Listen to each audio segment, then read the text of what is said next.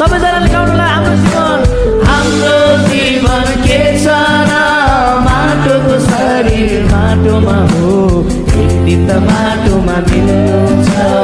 एक दिन त माटोमा मिल्नु छ हे सम्झ है बुझ है